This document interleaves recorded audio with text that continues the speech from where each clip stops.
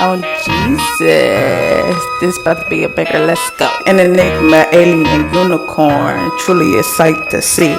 She goes by Vanquish, but you can call her Queen V. And no, she's not vain. Why, that's insane. Ha, she is very humble. We were the pack, no bumble. Jack of all trades, slumber.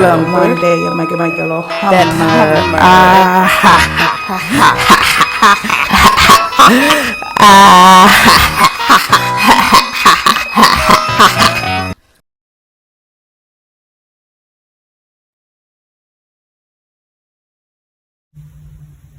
Moco athleisure at its finest.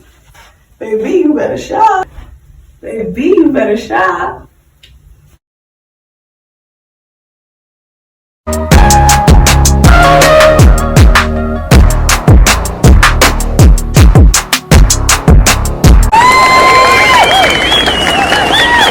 Beauty is a tragedy, like ancient Greek mythologies. Hooted and jeered at by men, ostracized by women. A fate that equals loneliness because unbeknownst to you, everyone is insecure. I relate so much with Milena, a beautiful woman who kept her head down and minded her business. She became the talk of the town based on slander and lies. The amount of married men who overstep their bounds with women, single or not, is beyond me, and they still don't even take any blame. No one helped her when she was raped or jumped on and beaten by the women. The amount of women that have tried to fight me over looks is insane. Like, it's truly scary. You can die. Even if you don't see it, people view you as ethereally perfect, and admiration becomes hatred. Men will become predators real quick if a woman utters the word no. Especially when they feel they were nice to you or done a kind act. What privilege is there really to being pretty? I now have to purposely wear my prescription glasses to look or sound smart. Seriously. People automatically assume I'm a stripper, prostitute, or have OnlyFans. I don't even have a social presence. I hate being gawked at. I have that self-deprecating charm to where I can be the center of attention, yet alone. No one gets me. Try this on as an icebreaker for a date or trying to make a friend. Hi, I'm autistic. Responses include, I couldn't tell, I knew something was wrong, or you're too pretty. Winners are the idiots that think it's a learning disability. Bimbo with boobs, yet I graduated college. Make that make sense. This truly is my safe space. Though I didn't always look this way. I wouldn't call myself ugly, it just took longer for me to grow into my looks. I aged like fine wine. Take that, naysayers. I wouldn't say the grass is greener on either side with society afoot. Once my reality sunk in after the death of my beloved mother, I really let myself go. 10th grade, I gave up completely after discovering Tiffany Roth workouts in 9th grade, hopeful for the future. By 11th grade, I was back en route for my escape plan. I knew my body or mindset wouldn't cut it. I had to take a risk. On the old school phone I secretly had for music, homework, overall sanity, connected to any open Wi-Fi nearby, I discovered a fitness boutique selling the now infamous waist trainer. It was everything I needed. I was willing to die for it. I had no money, then boom, an empty wallet with $100 bill inside was just laying around. I was skeptical but desperate. I didn't want to question God. Found the address and bus route. Very, very risque on the other side of town. The journey there was seamless despite multiple buses. It was the ride back that haunted me. The lady was nice and I looked like $1,000,000. Ha ha. She marked the bill, even put it to the sky. I make it back. She's blowing up my text now number like counterfeit. Police. I panicked, so I turned off my phone, changed my number, and lay low. On the short read-a-ride back to the final bus, Troublemaker's friend says hi. I wave and move on. She later asked me out to TM, who rats on me to my guardian, saying I was going to meet a boy. Shorty spaz beating me. I crouch, only giving my back. The belt was no match for the waist trainer. Of course I wore it out. That's why she snitched. I look too good. They would let her fight and not even be friends anymore. The weight trainer was made of latex with metal wiring. I wore that trainer 6 or 7 days a week, sometimes slept in it. No lie, it rearranged my insides. I bruised my whole right rib cage. They said beauty is pain. Man, was it itchy. My back skin used to peel like crazy. It burned. I rode that gravy train until the wheels fell off. Consistent wear and tear. It lasted a year. Oh yeah, it came with booty lifter boy shorts. I would wear tummy control belts, cinchers, and undies until I lost a lot of weight in 2019. In 21, I gained happy freedom weight. In 22, I gained a lot of cheekage. In 23, I lost my tummy and gained a lot of hips. New goal body achieved.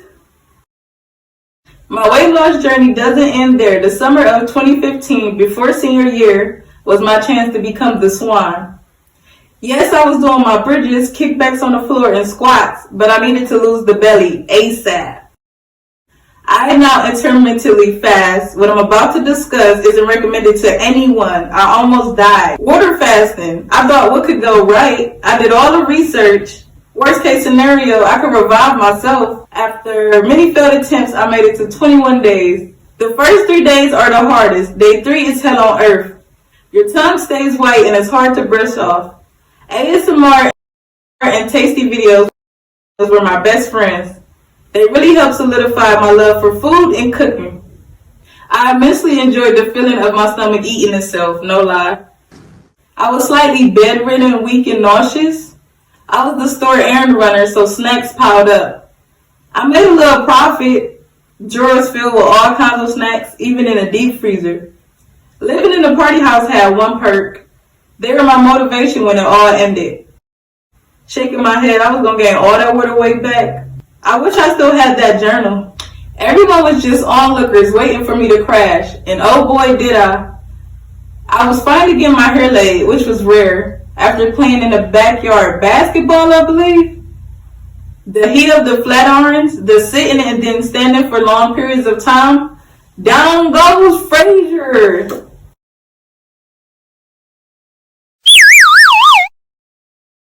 I fell flat on my face outside of the bathroom near the top of the stairs.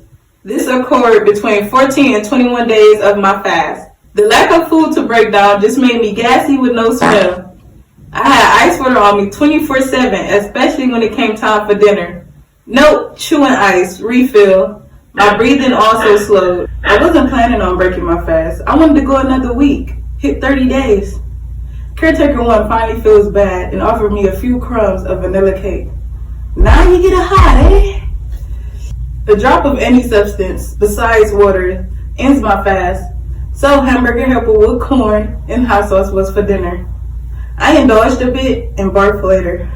I gave away all my snacks. I didn't have a taste for them. A month later, I regretted that. But it was all worth it to see my gorgeous collarbones.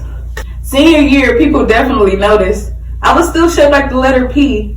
Slowly but surely, my butt was coming in. Leave it to my mom to say, no matter what size, you are pleasingly plump. To this day, my weight fluctuates, and I've learned to love the skin I am in. People tell me I'm too humble. It's just body dysmorphia. Now, we can't discuss looks without discussing hair. My hair journey was even torture. As a child, I stayed looking my best. I love my thick curly hair in ponytails and one puff ball. As I got older, I learned I couldn't get certain hairstyles. I wanted a mohawk with braids on the sides and the middle flat ironed. The end result was greasy. My sister put ponytails with barrettes in place. It was truly an iconic look. I get older and I beg my mom for a perm, just to finally be allowed at the community recreation center pool. We waited for a while, then they kicked us out. A lot of people just started jumping in the pool. I chose then to rebel. My perm and hair was done for. I got in a fight with a girl. I wasn't serious, but she ripped out my whole braid. Baby don't go bald worked wonders. Mind you, this was after I was forced to fight her sister, and I beat her up, even though I don't fight girls. It was revenge. By 7th grade, my hair was never done, just sitting on the top of my head. The middle became way shorter than the sides. So my side ponytails were struggling. They weren't even tight. No one taught me. A family full of hairstylists though. Look at me now. Hairstyles be iconic. It's giving hang time.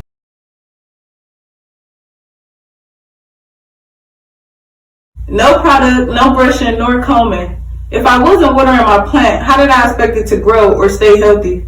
In high school, I had to beg to get it done.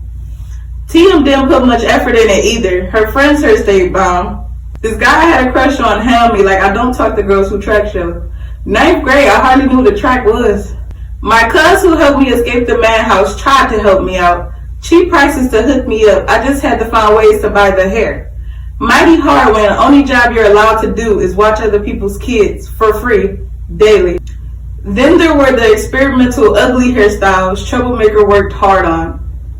I once left school and snuck back into my room, terrified I was going to get caught because my hair looked worse than usual, unhideable. My cousins helped me get a little hang time, a bit past my shoulders. So pre-prom I was natural with my struggle braids. My classmates all assumed I was bald-headed.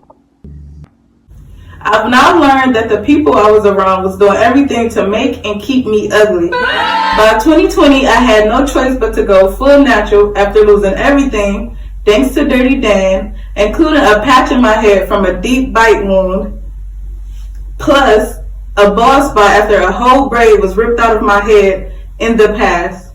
They love to pull hair, don't they? Another reason I value my solitude. This man, I am now obsessed with my healthy hair and curls, man-made or natural pattern, thanks to Shea Moisture products, wild growth oil, and onion peel juice. Thick, healthy nails too. I'm usually the wake, shake, and go kind of gal.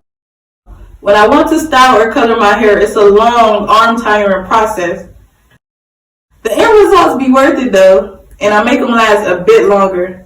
Hearing comments like, you don't got no kitchen or bees in the back, or when your hair is wet, it's so long, straight, and silky, even the hairdressers trying to yank it out, made me learn to value my crown more. Plus the expensive prices, rude gossipy hairstylists, dumb deposits, favoritism, etc. I couldn't do contacts or lashes. Eyes watered badly, even an adult back then.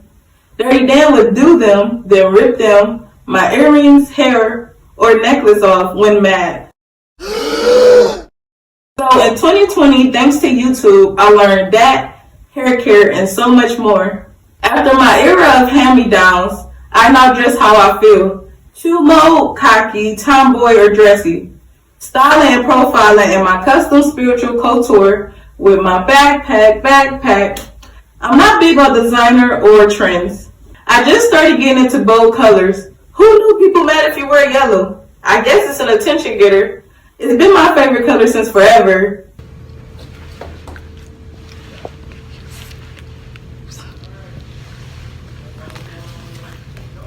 One day I'm gonna get my yellow Hummer, claim it.